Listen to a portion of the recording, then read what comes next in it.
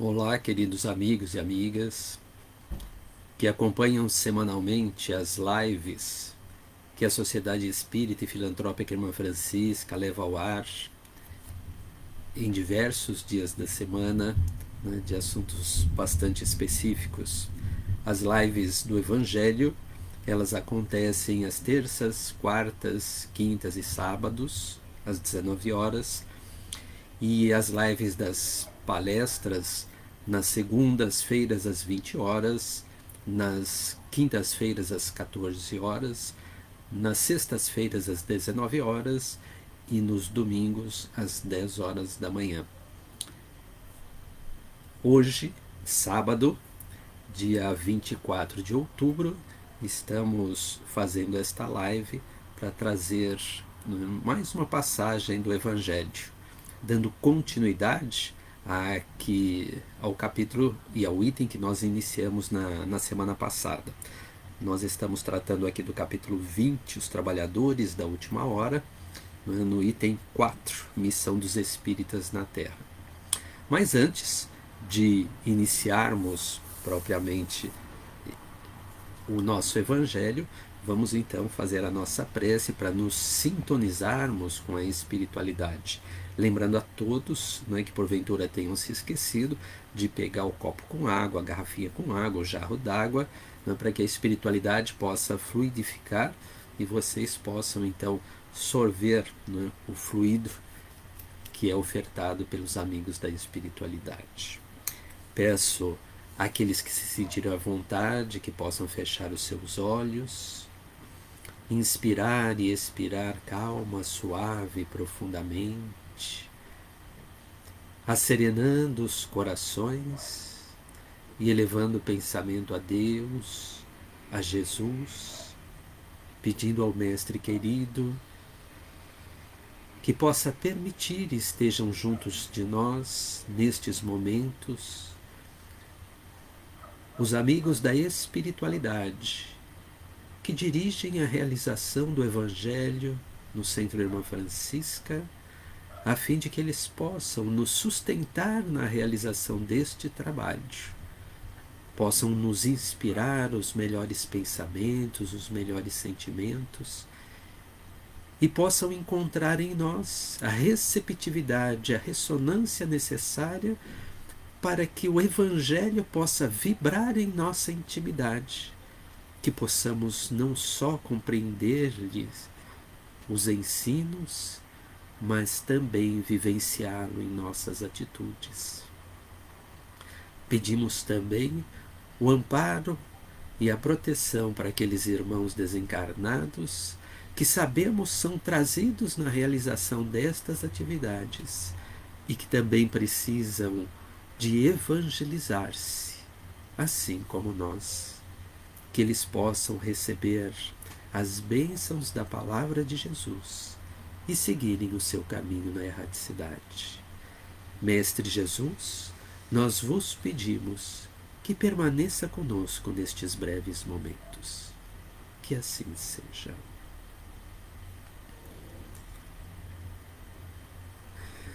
Então, gente, capítulo 20, os trabalhadores da última hora, que somos nós, né, estes trabalhadores da última hora, que estamos nos achegando, né, ao cristianismo, aos ensinamentos do Cristo, nos sensibilizamos com estes ensinamentos e movimentamos a nossa vontade e as nossas energias a fim de que possamos nos melhorarmos, né?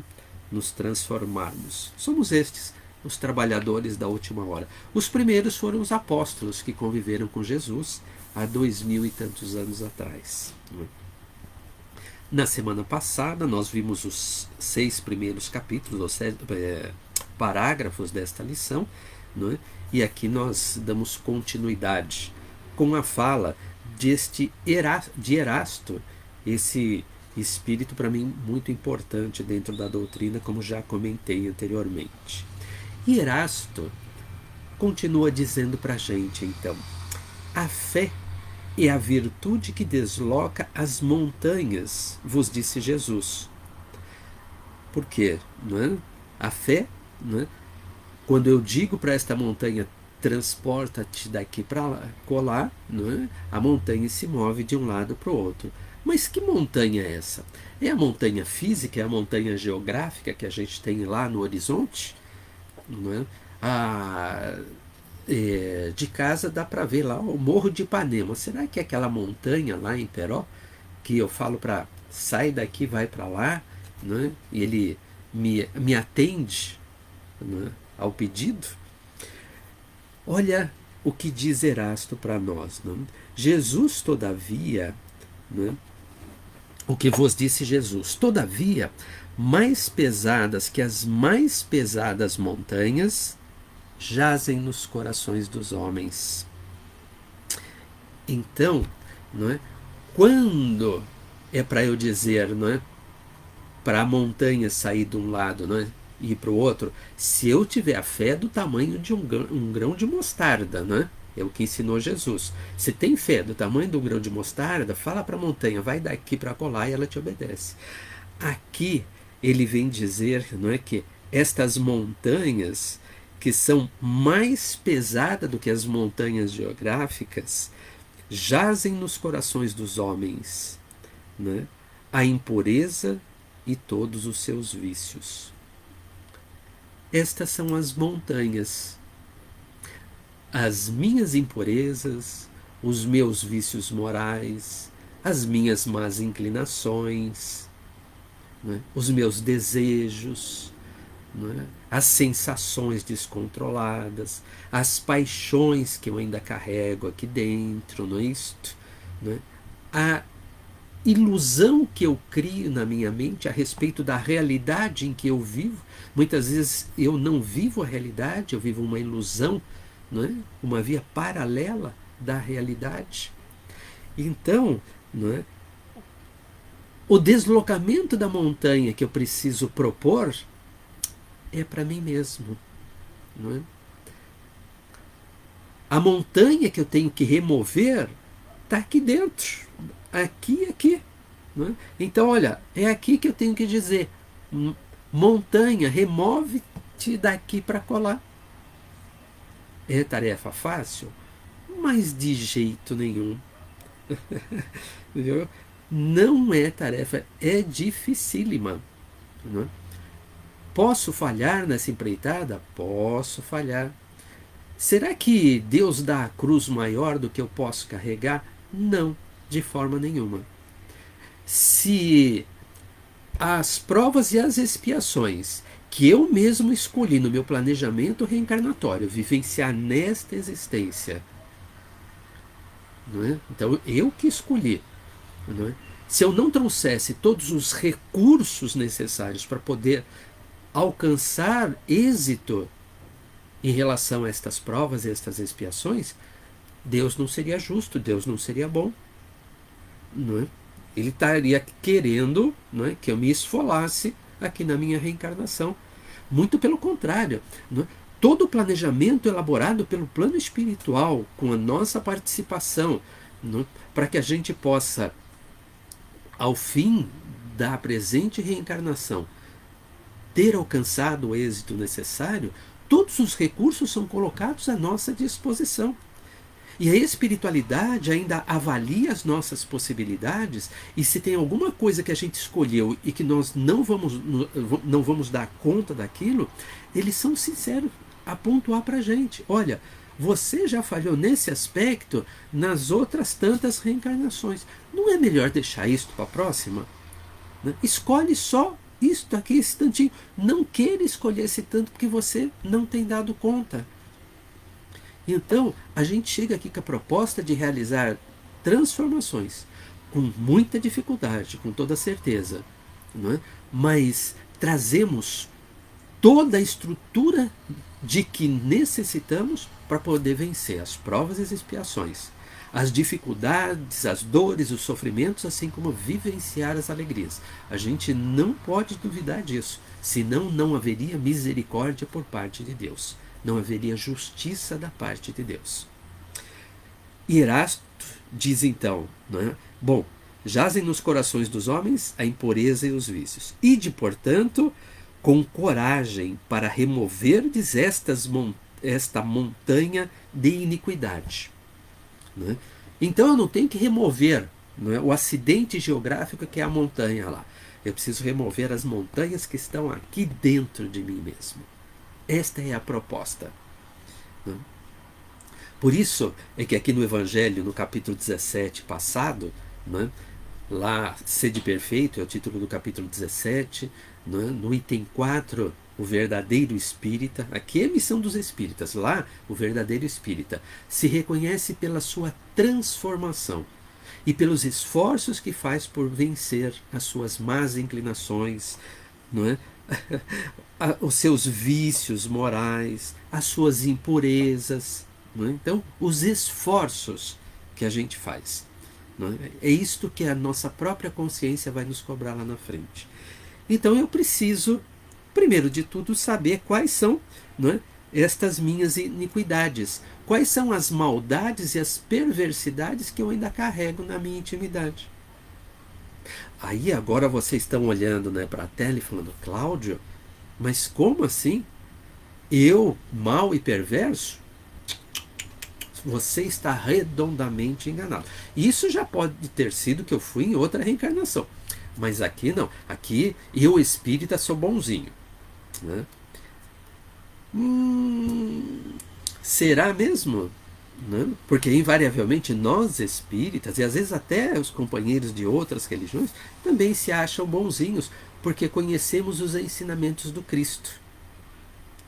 Mas eu posso conhecer os ensinamentos do Cristo, de Moisés, de Maomé, de Buda, de Krishna, e vai por aí afora. Conhecer é uma coisa. Vivenciar, compreender é outra coisa.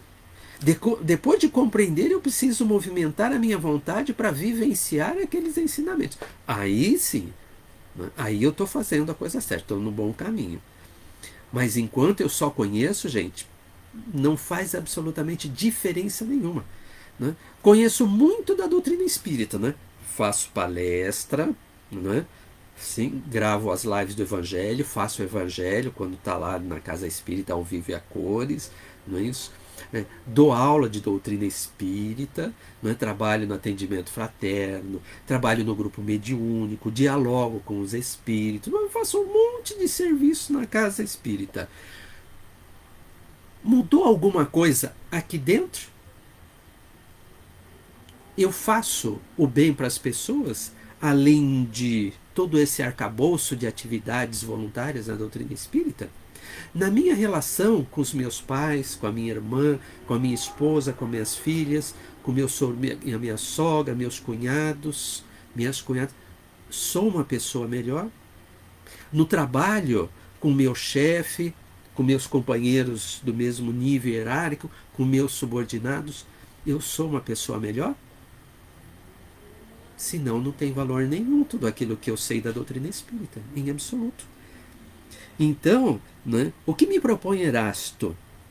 Remover a montanha de iniquidade que eu carrego aqui, de maldade, perversidade. Então vamos analisar este aspecto, né, da fala de Erasto. Sim? Eu sou mau em algum momento? Eu sou perverso em algum momento? Sim? Então vamos ver um exemplo prático disto aqui, que me vem à cabeça neste instante. Né? Para nós que dirigimos, né, que temos habilitação e dirigimos, quantas vezes, né, a gente não está dirigindo lá concentrado no trânsito, em tudo que tem à volta, né, praticando, né, direção segura, e de repente tomamos uma fechada que, se a gente não breca, a gente ia bater no carro que nos dá aquela fechada. Né? Sabe, naquele instante, né, a coisa sobe. Mas como eu sou espírita, né, sou educado, eu aprendi que não devo falar nada. Né? Nessa hora, a raiva vem, né, para aqui eu seguro e não falo nada. Né? Aí a gente continua, o semáforo né? Abriu mais para frente, o trânsito continua, né? Passou uns 4, 5 quarteirão depois, o cara tá indo, né? Vai para a direita, vai para a esquerda, não sei o que, de repente ele toma uma fechada que ele dá uma freada, sai até fumaça dos pneus. Aí eu olho para ele e falo: ah, tá vendo só? A justiça tarda, mas não falha. Ou se não, bem feito. Aqui se faz, é que se paga. Ai, Senhor.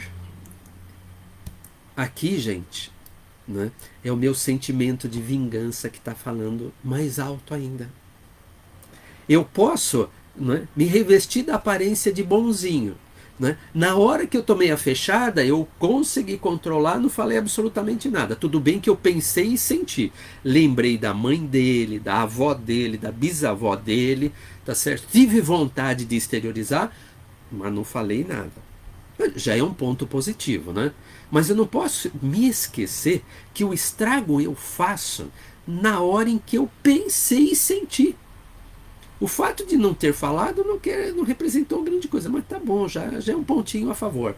O que eu preciso, se eu tiver efetivamente controle das minhas emoções, é não pensar e não sentir nada inferior, nada negativo em relação a ele, porque eu tomei uma fechada.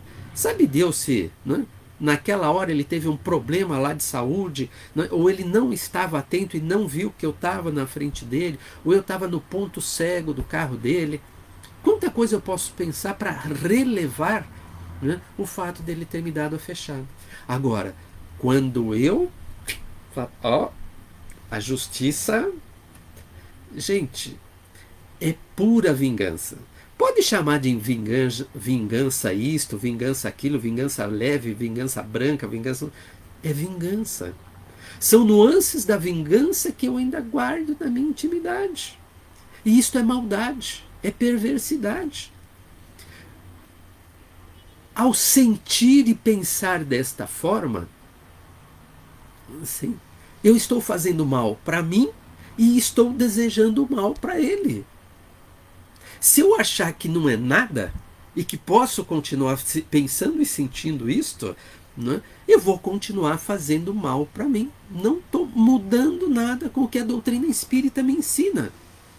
Lembre-se, a doutrina espírita é uma doutrina transformadora.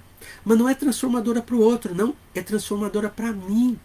Sou eu que preciso realizar a minha transformação moral.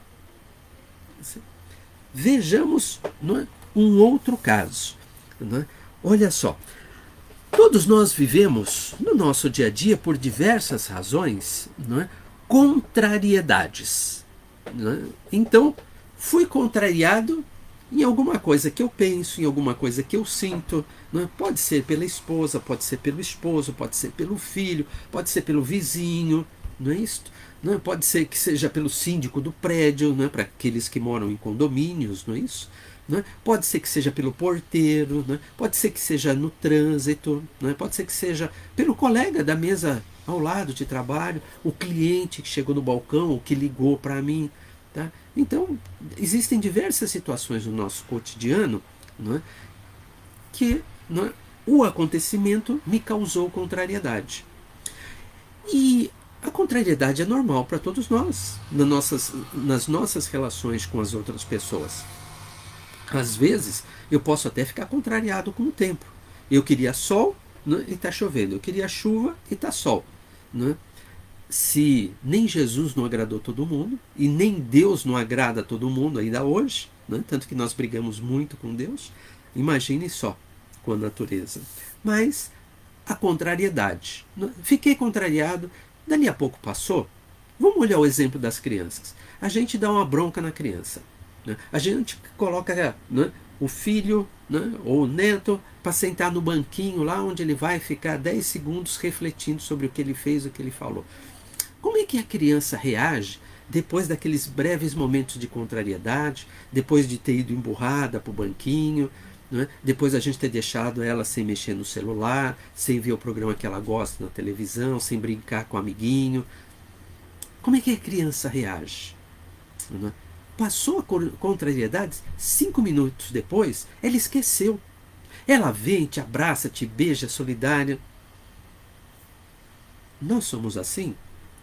Se aquela contrariedade, não é, que eu vivi naquele instante, não é, eu vivi de forma temporária, não é, meia hora, uma hora depois eu já nem lembro mais daquilo que aconteceu, sem problema nenhum. Mas, contudo, todavia, entretanto, a contrariedade, não é, ela fica indo e voltando na nossa mente e no nosso coração. Né? Ela vai e volta. Né? O pensamento se desvia, tal, daqui a pouco volta naquilo lá. Né? E aí aquela contrariedade muitas vezes pode se transformar em irritação. Né? E essa irritação pode tomando corpo. Né?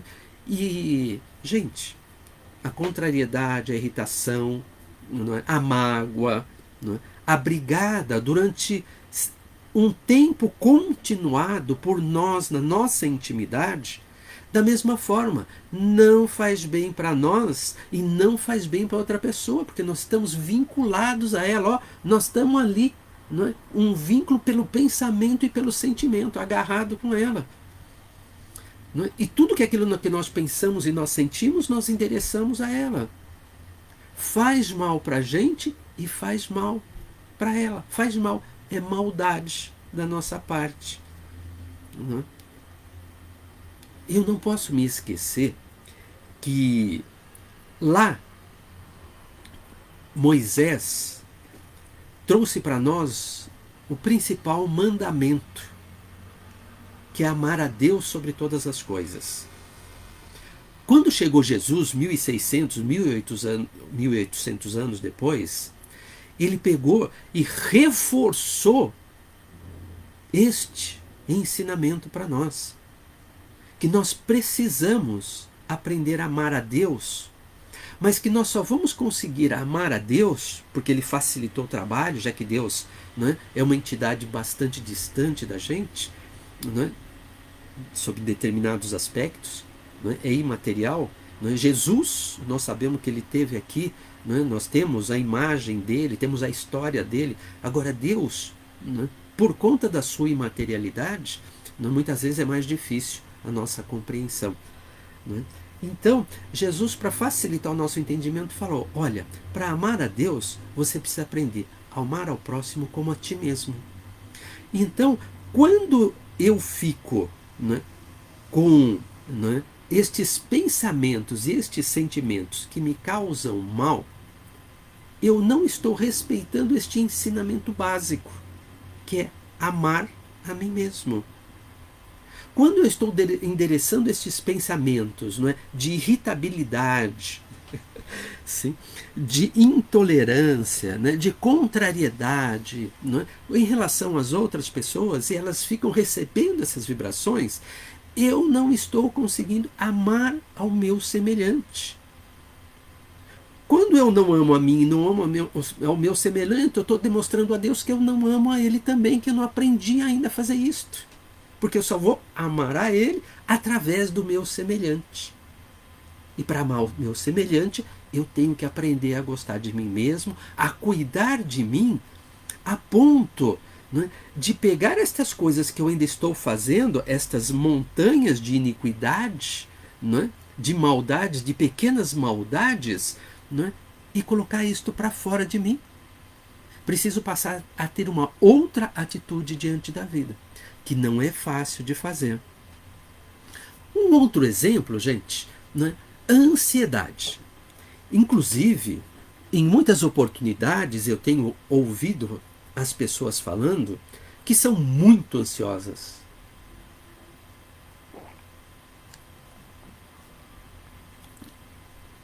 Assim, ansiedade faz bem para a gente? Ansiedade proporciona bem-estar para a gente? Não. Então, se a pessoa já tem conhecimento que ela é bastante ansiosa, ela precisa procurar tratamento médico para cuidar da sua ansiedade. Porque a ansiedade, né, a ansiedade é a expectativa que eu tenho de que as coisas aconteçam como eu quero e quando eu quero. Então, eu fico na ansiedade de que aquilo vá acontecer. Não é? Aquela sensação, não é, tá aqui dentro. Não é? E aí eu fico aguardando que aconteçam. E fico aguardando. Não é? E aquilo vai tomando corpo, não é, em mim. A ansiedade se transforma, depois de algum tempo, em aflição. A aflição, depois de algum tempo, se transforma em angústia. Angústia. Gente, isto faz mal para mim. É mais uma das maldades que eu estou carregando para mim mesmo. Estou prejudicando a mim mesmo. Ter um pouquinho de ansiedade, logo depois da ansiedade passar, não tem problema nenhum. Ficar irritado, né? Ficar com vontade de estraçalhar alguém, tudo bem.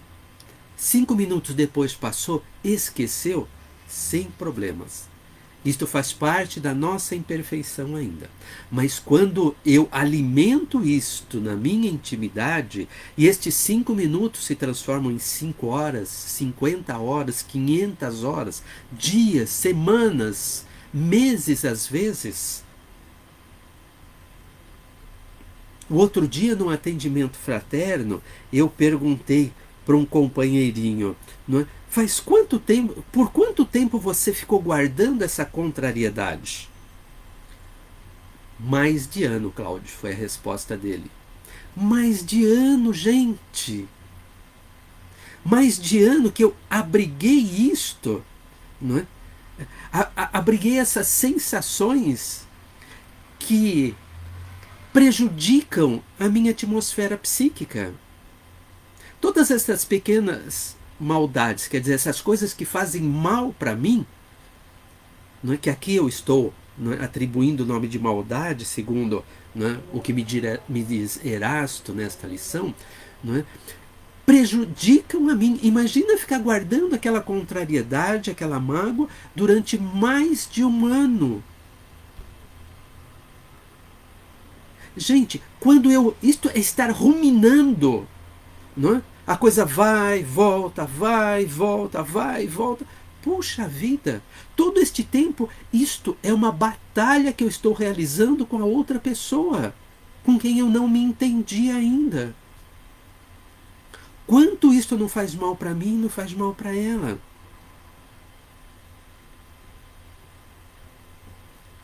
Então, são coisas que eu preciso mudar. Esta é a transformação que eu preciso realizar comigo.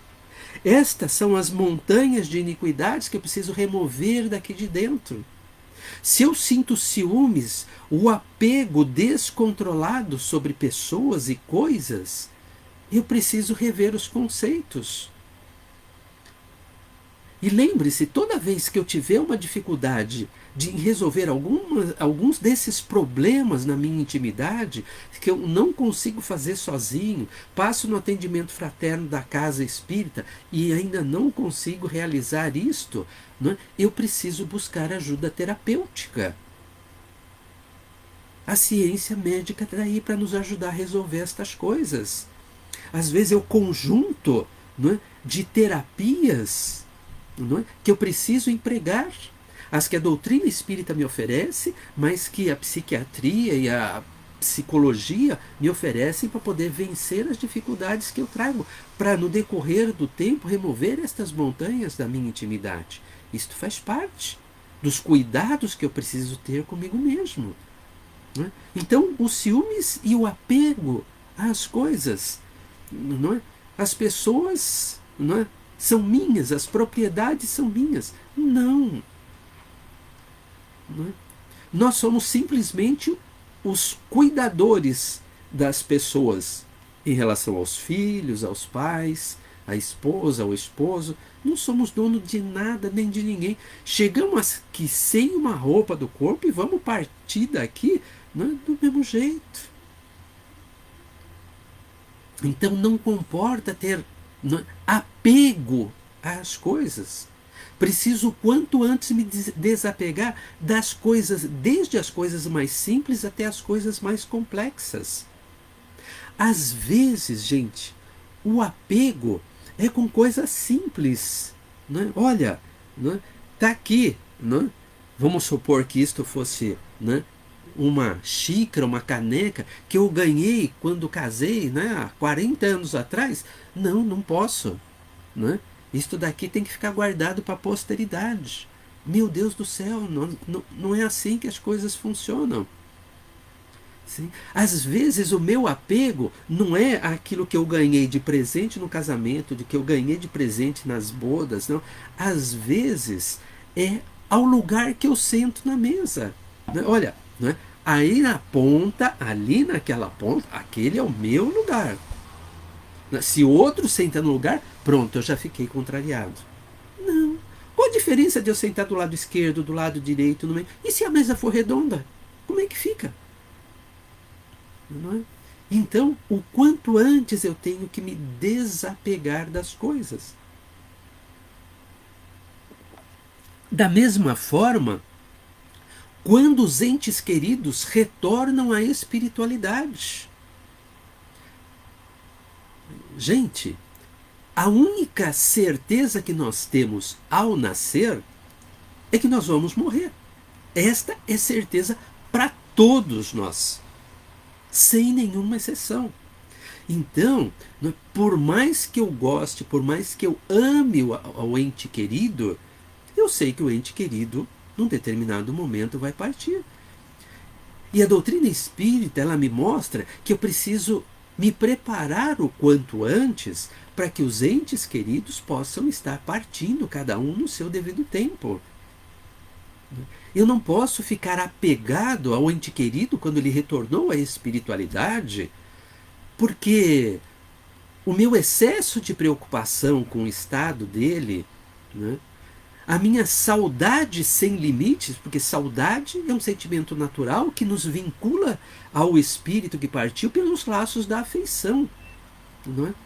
É a saudade que me faz pensar nele e lhe desejar que esteja bem, que ele possa seguir a sua caminhada, como eu que aqui permaneço, não é? Preciso continuar a seguir a minha caminhada. Sim. Quando eu, né, sinto por demais da conta esta ausência, esta partida, isto é sinal que eu estou me rebelando com relação aos desígnios de Deus. Porque só a Ele é que cabe definir quando e como cada um de nós vai retornar ao plano espiritual. Isto não compete a nós. E se a Deus aprouve levar aquele espírito, que bom que ele foi, meu Deus do céu. Que bom que ele pôde retornar ao mundo espiritual. Que bom que ele pôde cumprir com a sua jornada aqui. Que bom que ele pôde drenar tudo aquilo que ele pôde de vibrações pesadas nesta reencarnação e está chegando lá mais leve, mais livre. Então, eu preciso construir na minha intimidade a obediência e a resignação aos desígnios de Deus. O Evangelho me diz que a obediência é o consentimento da razão.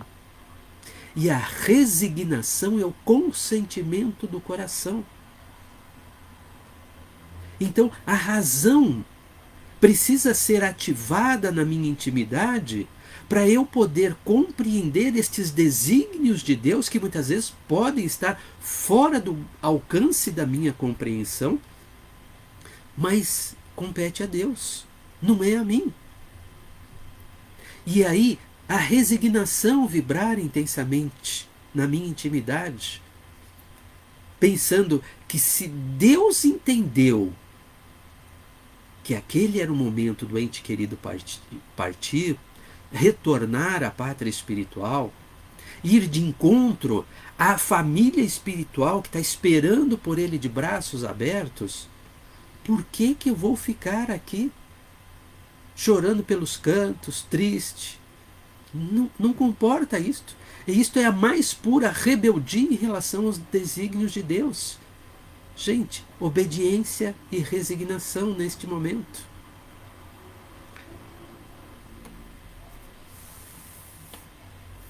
São poucos, não é? Ou são poucas as iniquidades a serem removidas na nossa intimidade? Não. Teriam muitas ainda para a gente poder estar trabalhando, estar comentando, estar falando aqui de cada um de nós. Então, é extremamente importante que nesse momento eu possa compreender um outro ensinamento que a doutrina espírita reforça, não é dela, não foi criada dentro da doutrina espírita, mas ela reforça isto, e ela reforça em praticamente todos os livros de Kardec, que é o conhecimento de si mesmo. Quem trouxe este ensinamento foi Sócrates. Aliás, quem divulgou este ensinamento foi Sócrates. E isto estava escrito no oráculo de Delfos, lá na época de Sócrates, poxa vida. E aqui, Kardec e a espiritualidade, a equipe do Espírito Verdade, que é quem assessorou Kardec na construção da doutrina espírita, fala isso para nós a todo instante, que eu preciso me conhecer. Se eu não conhecer quais são estas maldadezinhas que eu cometo ainda comigo mesmo, como é que eu vou poder mudar as minhas atitudes? Como é que eu vou poder realizar esta transformação? Não vou fazer. Por isso é que lá no Livro dos Espíritos, nas questões 919 e 919A, Santo Agostinho mostra para a gente o que eu preciso fazer para conhecer a mim mesmo. Como eu posso fazer isto para conhecer a mim mesmo? Quais são as perguntas que eu preciso fazer diariamente para mim mesmo, para aos poucos ir me enfronhando neste universo de quem eu sou? Porque existe uma diferença entre quem eu acho que sou com quem eu realmente sou. Se queres ter uma prova, você que está me ouvindo aí do outro lado, pergunte para as pessoas que convivem com você como elas te veem. E você vai ver que tem diferenças significativas entre como as outras pessoas me veem, principalmente no grupo familiar, e como eu me vejo. E Santo Agostinho, lá nestas duas questões, 919 e 919A do Livro dos Espíritos, nos dá uma aula de conhecimento de nós mesmos.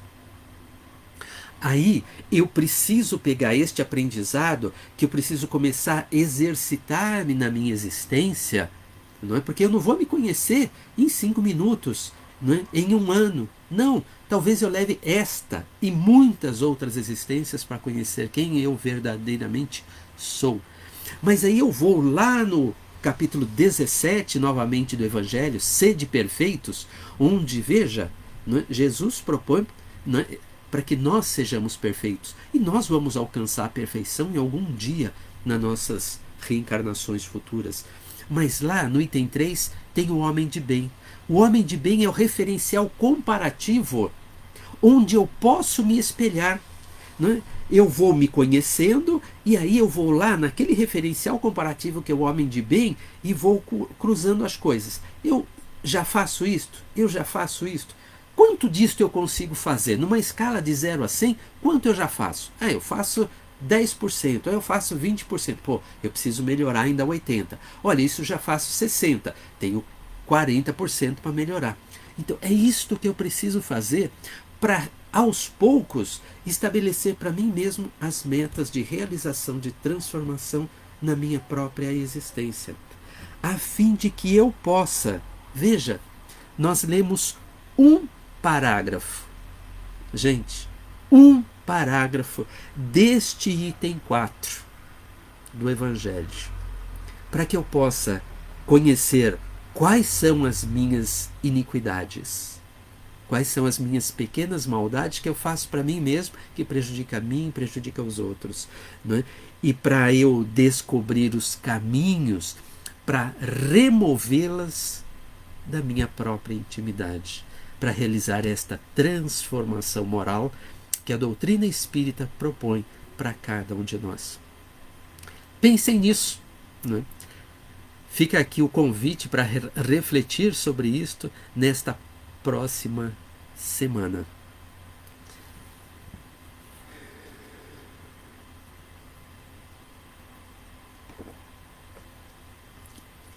Que possamos então, elevando os nossos pensamentos a Deus e a Jesus,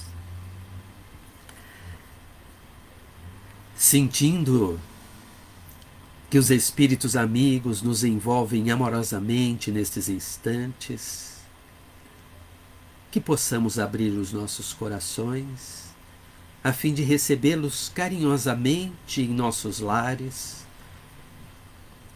e que estes benfeitores espirituais que dirigem o Evangelho no Centro Irmã Francisca, unidos aos passistas da nossa casa, que nestes instantes estão apostos, que possam insuflar em todos nós energias renovadoras que nos permitam enfrentar os desafios que teremos pela frente, mais fortalecidos e mais esperançados.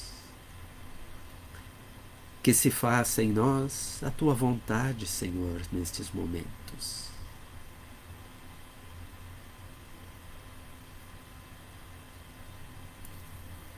Nós vos pedimos ainda, Senhor,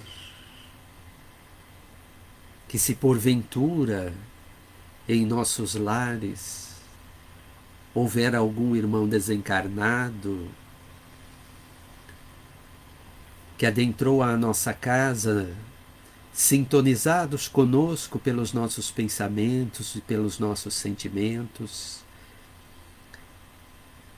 que possam estes companheiros serem acolhidos pelas equipes de socorro da espiritualidade e serem levados aos postos de atendimento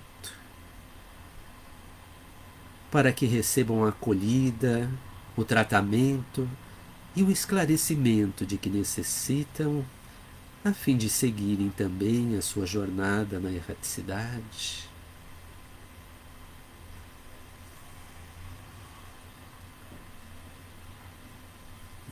E assim renovados nas nossas energias,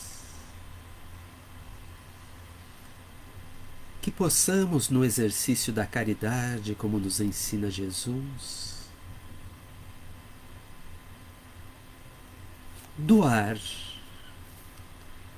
o sentimento puro, o sentimento nobre de amor fraterno, que cada um de nós pode se dispor nestes momentos, depositando-os na forma de vibrações amorosas, nas mãos de Jesus, a fim de que o Mestre querido possa reuni-las com a de tantos outros companheiros da humanidade terrena, que nestes instantes vibram pelo bem da humanidade, que possam multiplicar estas vibrações, transformá-las em bálsamo, em energias renovadoras, a serem levadas aos nossos irmãos da humanidade terrena, que vivenciam momentos de dor, de sofrimento, que se encontram em lágrimas, a fim de que todos, Senhor,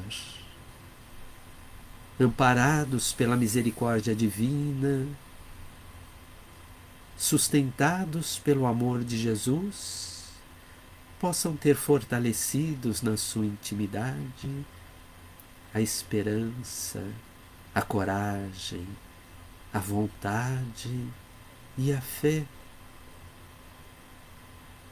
Que assim fortalecidos possam se sentir em condições de vencerem as adversidades que têm pela frente, vencendo seus próprios desafios nesta existência, na erraticidade. Que estas vibrações, na forma de pétalas floridas, possam ser levadas a todos os nossos irmãos da humanidade terrena, a fim de sensibilizar os nossos corações, nos transformando em espíritos mais dóceis, mais humildes, mais fraternos, a fim de que cada um de nós possa dar a sua parcela de contribuição para que o quanto antes o nosso planeta se transforme num mundo de regeneração. E vos agradecer, Senhor, Senhor Deus, Mestre Jesus, amigos bondosos, pelas bênçãos do Evangelho desta noite. Que estes ensinamentos possam encontrar ressonância em nossos corações e daqui por diante se transformarem em patrimônio espiritual que possamos levar pela eternidade.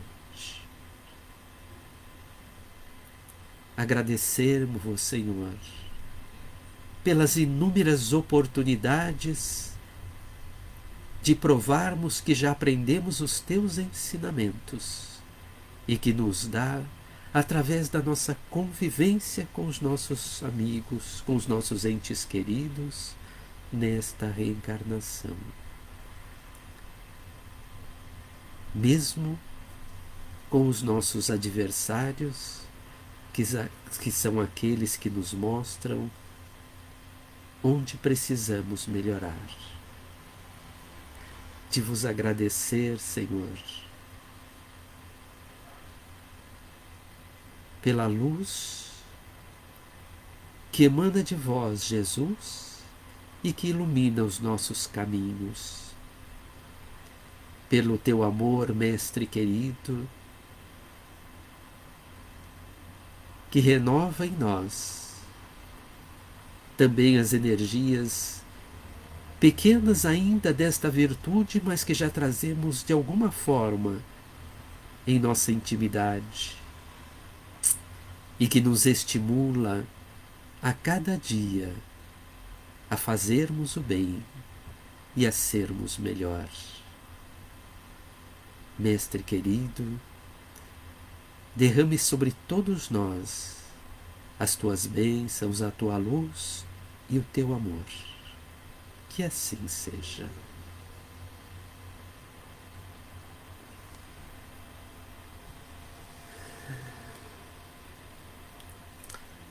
Gente, agradeço a todos vocês de coração pela companhia, assim, pela atenção, pelo carinho dispensado em mais um sábado de convivência, tendo aqui o Evangelho do Cristo como companheiro de viagem de todos os sábados, né?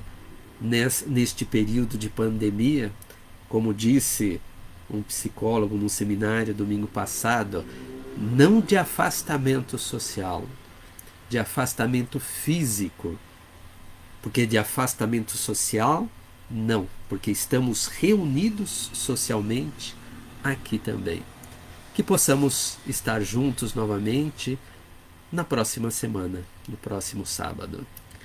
Que todos tenham um excelente final de semana na companhia de Jesus e dos vossos entes queridos. Muito obrigado.